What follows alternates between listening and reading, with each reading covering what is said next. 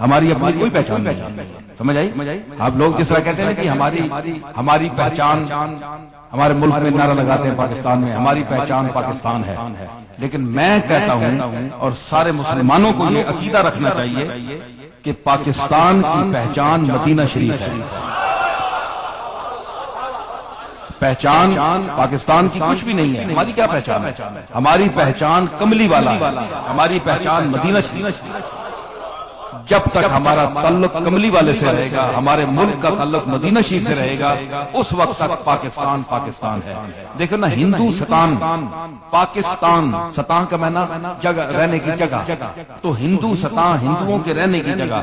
تو ہندو تو مشرک ہیں، شرک کرتے ہیں، تو وہ مشرک تو نجس ہوتے، لیکن اس کو پاک کس نے کیا؟ پاک کو آپ اس کو کیا، کلمے نے کیا. آپ نے کلمہ پڑھا تو آپ پاک ہوئے. اس وجہ سے الگ جگہ کا نام رکھا گیا پاکستان، پاک لوگوں کے رہنے کی جگہ. پاک لوگوں کے، ورنہ آج بھی ہندوستان میں بھی مسلمان ہیں، وہاں بھی اچھے لوگ ہیں، پاک لوگ ہیں، بڑے نیک لوگ ہیں. یہ تو نہیں کہ پاکستان میں جو پیدا ہوئے سارے پاک ہیں، بڑے بڑے پلید پھر رہے ہیں وہاں. ٹھیک ہے نا جی؟ تو مجموعی جو رنگ رکھا انہوں نے کہ یہ پاکستان ہے. تو پاکستان کیوں پاکستان بنا؟ اس لیے کہ پاک ذات سے تعلق ہوا ہے جی، پاک ذات سے تعلق ہوا. اور پاکستان کا مطلب کیا؟ الا اللہ، صرف نہیں کہ محمد الرسول اللہ. لا الہ الا اللہ نہیں، لا الہ الا اللہ محمد الرسول اللہ.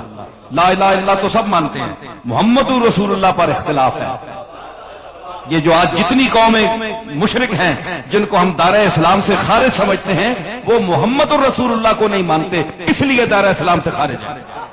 اللہ کو تو سب مانتے ہیں، کسی نہ کسی رنگ سے مانتے ہیں. کوئی کیا اس کو ایشور کہتا ہے، کوئی گاڈ کہتا ہے. ہر ملک کی جتنی بولی ہیں اتنے اس کے نام ہیں، لیکن بات جو ہے وہ کملی والے پر ہے. ایمان کا اب جو مدار ہے وہ حضور علیہ الصلوۃ والسلام کی ذات ہے، کہ اس ذات کو جو مانے گا وہ مسلمان ہے.